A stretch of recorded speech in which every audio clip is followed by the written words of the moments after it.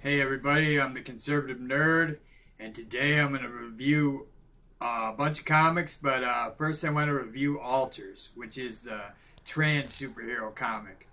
And I watched a few reviews before I did this, and they were all like raving about it, and I think you're supposed to rave about it because it's trans. But the writing's good. It's Paul Jenkins, who I wrote two of my favorite books, The Sentry and Inhumans with Jay Lee, which are two great graphic novels that he did. But here, my problem really isn't with the writing or the art or the story. It's very X-Men like or Heroes. It reminded me more of Heroes almost, where 1 in 5 million people get this alters and they get a power. Our trans hero can fly, and that's not where the problem comes in. My problem comes in where this character comes out very whiny. You know, he's a dude and he dresses up as a woman at night. And I don't even get how he's transgender because he just started hormone therapy. So technically, wouldn't he just be a transvestite? You know, he's flying around in women's clothes. And he's a dude. Technically, he's still a dude. So there's that. And there's the fact that he comes off kind of whiny. I mean, he's always crying about how nobody knows he's trans and stuff.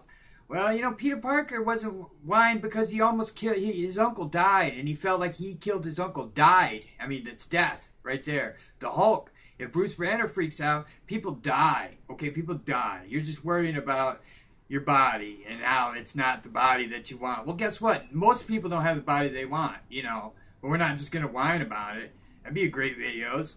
But no, I didn't like it. And obviously it's not for me. I mean, I am the conservative nerd. I'm not the liberal nerd. If I was the liberal nerd, I'd probably love it. I think it's a law they have to love this stuff. But I felt the character was whiny, and I just didn't really care for it. It felt like a Heroes or X-Men rip-off, and, you know, why not just read X-Men? If I just, you know, I mean, they got identity politics too, so why would I jump on this? I will say it was handled better than what Marvel would have handled it, but it still comes off as crap to me. I'm sorry. I just did not care for it.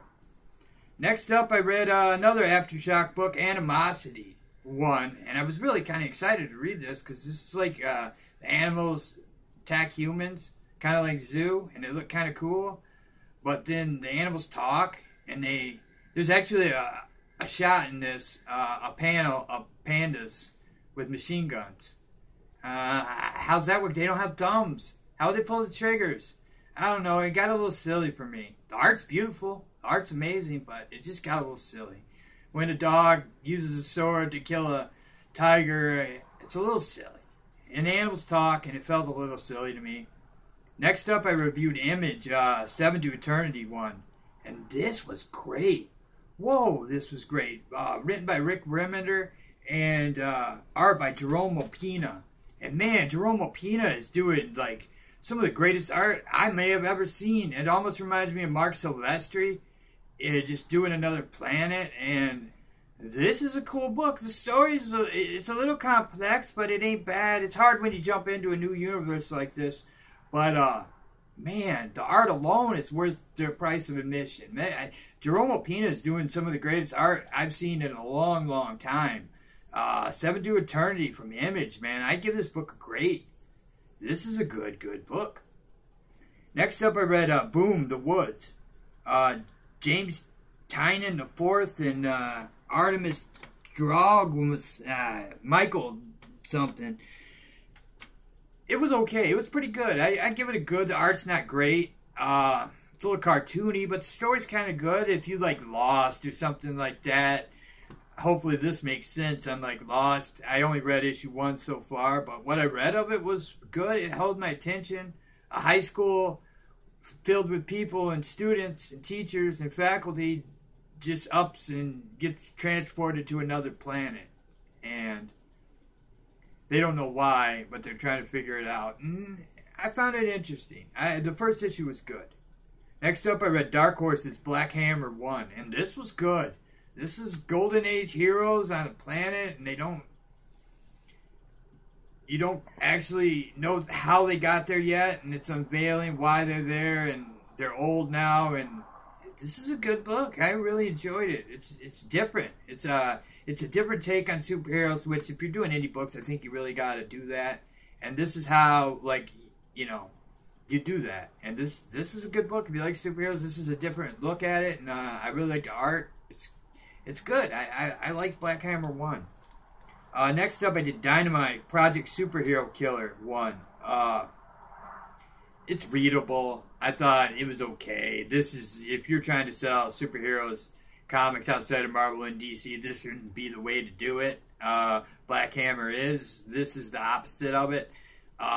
It just felt kind of flat, and I've been here before, and they kind of put a lot of violence in to kind of take down the,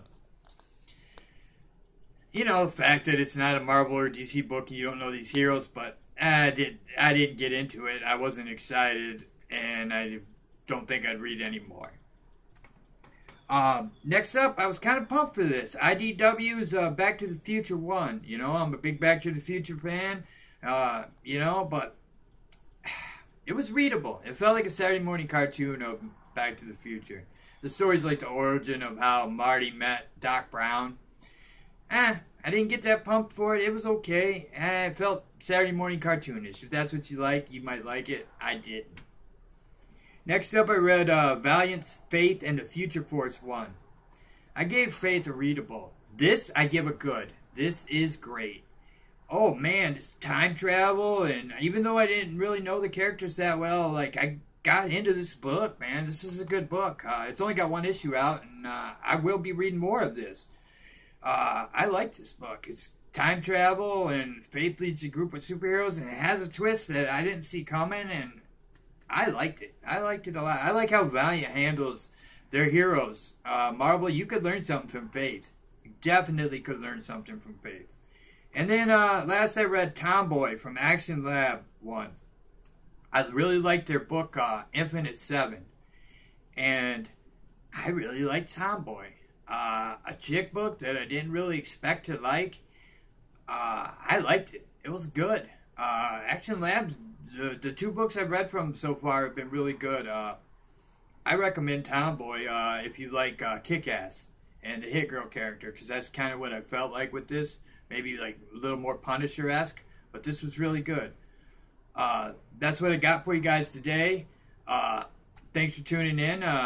If there's anything you guys want me to read, or if I said I wasn't going to read anything anymore and you want me to keep reading, like if you want me to torture myself with alters and read more of this, just comment and let me know. I'm more than welcome to help you guys out and review books for you. Just let me know what you want reviewed, and I'll definitely review it. If there's something coming out you want me to review, I'll put it on the list and make sure I get it. But thanks for watching, guys. Have a good day.